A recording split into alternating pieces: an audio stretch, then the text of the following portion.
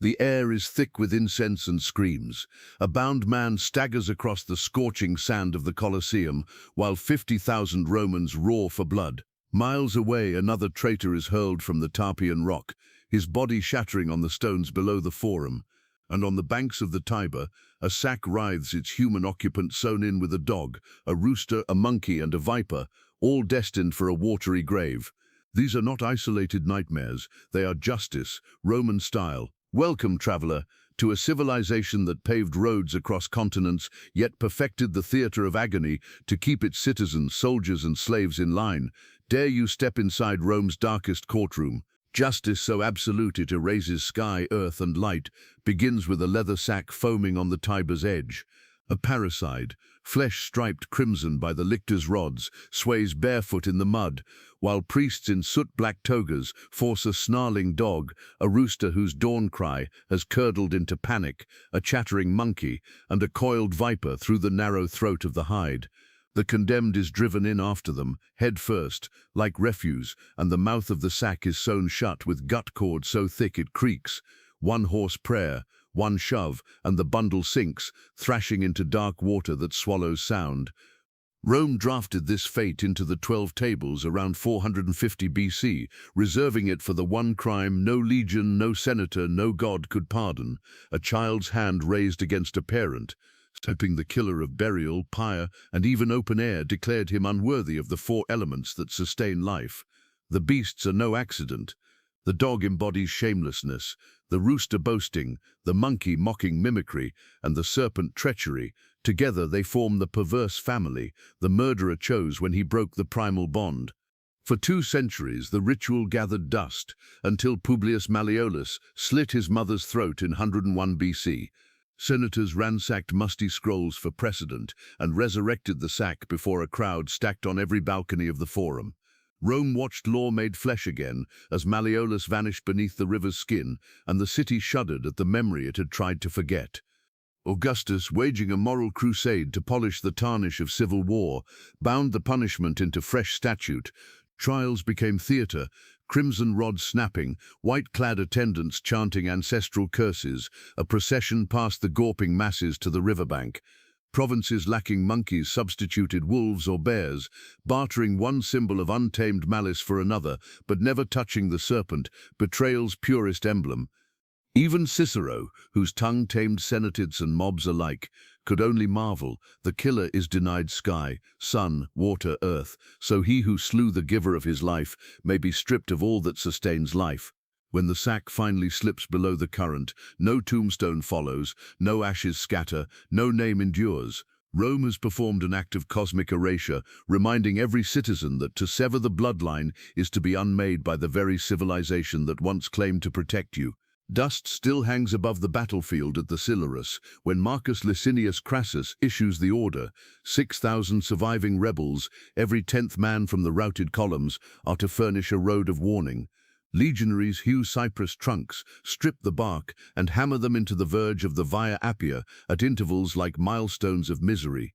From Capua's gates the line begins, marching north for 200 kilometers, knife straight toward the capital that was nearly humbled. The carpenters work by torchlight, iron nails the size of a gladiator's thumb are heated red, then driven through heel bones into rough crossbeams. Arms are lashed with leather or pinned through the wrists. Palm nails tear free too easily, and a wedge of timber, the sedile, is fitted under the pelvis to prolong the suffering. Victims writhe one by one into place, a slow assembly line of hoisted bodies that leave slick crescents of blood on the sand. By sunrise, the Appian Way is flanked by a forest of human scarecrows, each figure twitching against gravity, drowning in the weight of its own ribs. Crassus's centurions forbid mercy strokes. They patrol the verges with whips, forcing relatives and lovers captured together to watch each other slide hour by hour into asphyxiation. Some cling to consciousness for 3 days, begging water. Others choke faster when winter rain wets their lungs. Birds settle early, crows at the eyes, kites at the soft belly, but the road must stay orderly, so slaves with poles chase the flocks away until the last heartbeat. Travelers heading south count crucified rebels, the way pilgrims count prayers. Merchants cover children's eyes, muleteers spit in fear the moment wheels leave Rome's paving stones for the rebel-stained gravel near Terracina. Even Roman citizens, exempt from crucifixion by ancient privilege, feel the warning thrum underfoot. Citizenship shields the back, not the neck, should loyalty waver. At Capua, the crosses stand denser, forming a wooden palisade taller than the city walls. This is where the revolt began, where Spartacus once sparred for coin before smashing his chains. Now his cause is nailed in effigy every 10 paces, the clatter of execution echoing through the amphitheatre, where crowds once cheered him as a novelty fighter.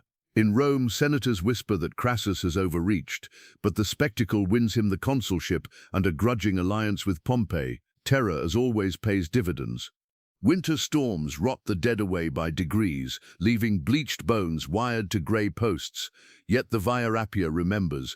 Wagon ruts deepen around the spots where blood pooled darkest, and in later years parents point to the empty crucifixes, warning restless sons that rebellion ends not in glory but in creaking timber and endless road.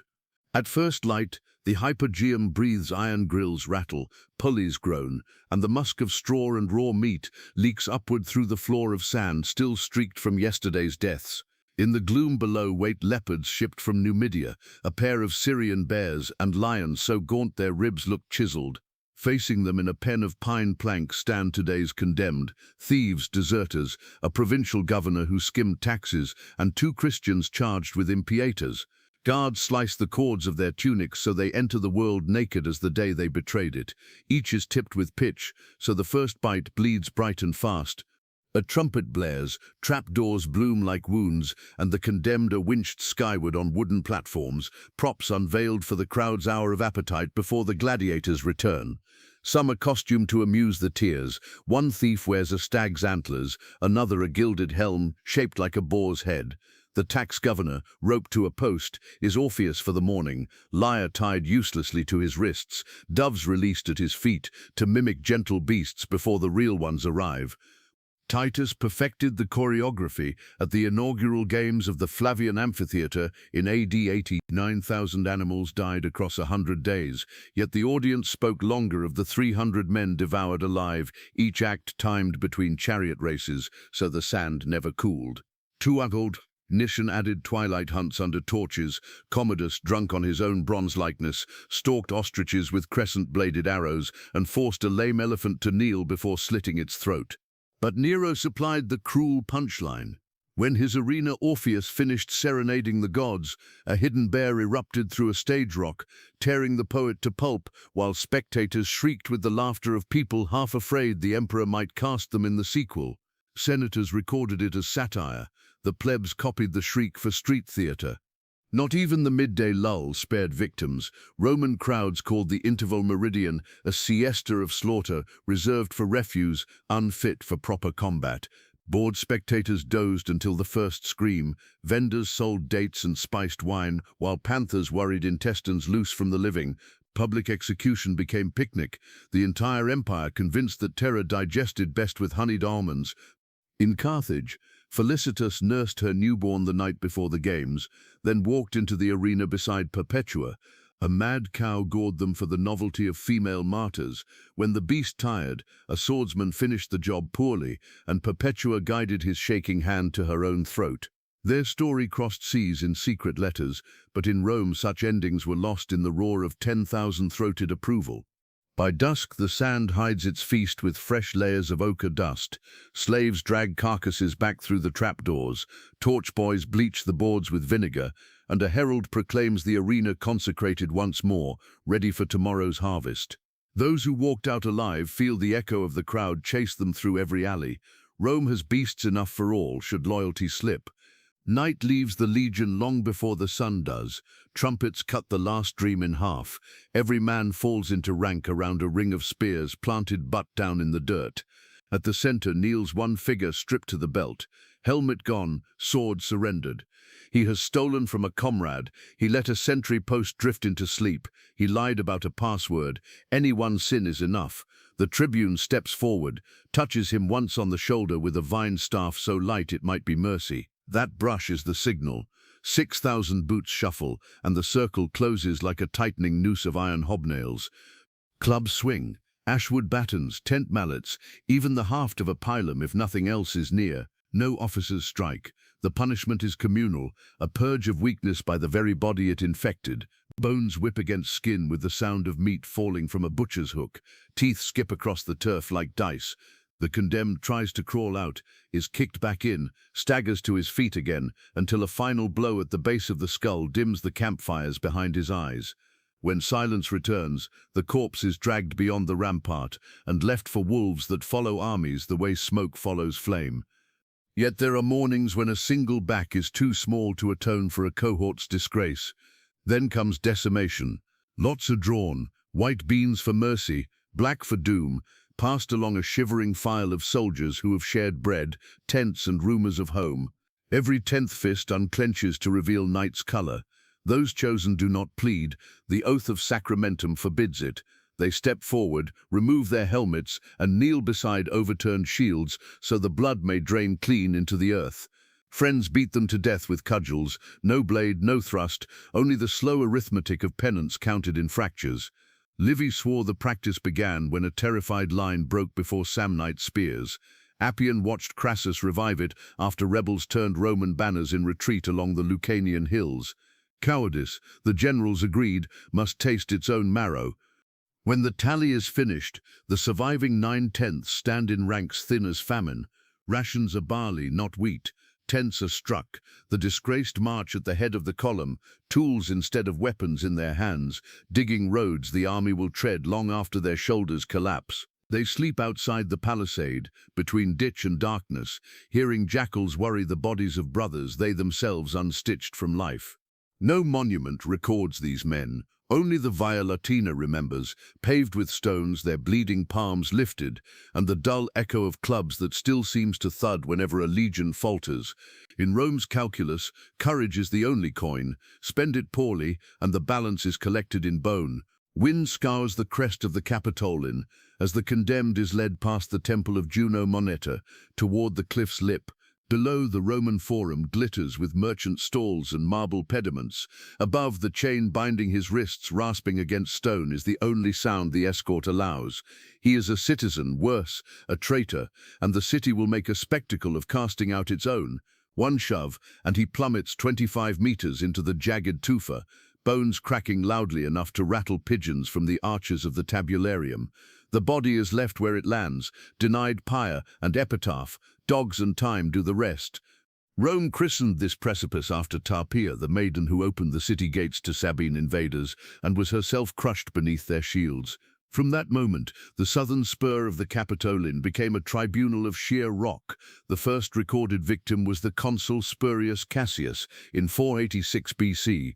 Flung headlong for flirting with kingship, his blood darkened the stones still slick from legend. Generations later, Marcus Manlius Capitolinus, once the savior who hurled Gallic raiders from these same heights, followed Cassius into the abyss when ambition veered into sedition in 384 BC. Senators watched his armor flash briefly in the sun before the thud below silenced any plea to past heroism. In 86 BC, amid civil war, the tribune Sextus Lucilius was marched up the slope by order of Marius and given the same uncompromising verdict. Crowds on the Via Sacra claimed they heard his curses all the way down. Emperor Claudius, morbidly curious, is said to have inspected the shattered corpses, noting how spine and skull split on impact, as if gravity itself were Rome's final executioner. Even Juvenal laughed bitterly that madness needed no asylum when a quick descent from the Tarpeian Rock was remedy enough. Each fall stitched a lesson into the civic memory. Power is vertical, and treachery meets its reckoning in freefall beside the very seat of rule. By dusk, crows pick at the day's verdict, while the Forum resumes its humany, but every Roman who glances up at that jagged ledge understands the warning etched into the skyline: aspire beyond loyalty, and the city you sought to master will let the earth itself cast you out. Dawn has the color of ash when the procession leaves the Atrium Vestae. 6 lictors clear a path through the Forum, fasces wrapped in black. Behind them glide the Pontifex Maximus and 5 veiled Vestas, chanting prayers that taste of iron. In their midst walks the condemned sister, face hidden by the white suffibulum, hands bound with wool once reserved for sacrifice. She is chaste no longer and therefore alive only in grammar.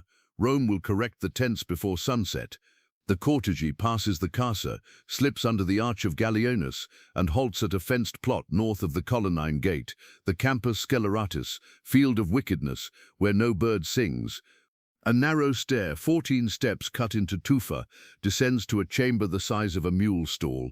Inside waits a couch, an oil lamp, a loaf, a flask of milk, and a jug of water, the legal fiction that Rome does not shed Vestal blood. The Pontifex recites the formula, dismissing the goddess Vesta, unties the wool and retreats. Stone slabs slide into place. Earth thunders down. The city above resumes its bargaining for olives, unaware or unwilling to hear the final throttled hymn rising through the seams. Cornelia's voice lingered 3 days in AD 91. Licinia's ended before the moon turned, but every century finds its echo when rumor knots virtue to treason. Immuration is not monopolized by priestesses. In the reign of Claudius, a cohort of praetorians that plotted with Scribonianus against the emperor was bricked alive inside an unfinished granary at Ostia. The legion XV Apollinaris buried deserters neck-deep near Carnuntum, leaving their scalps for crows as living milestones of obedience. When Aurelian's inspectors uncovered a forged tax roll in Dacia, the clerk responsible was chained in a wooden box and sunk beneath fresh mortar so that the new fortress literally stood on his deceit.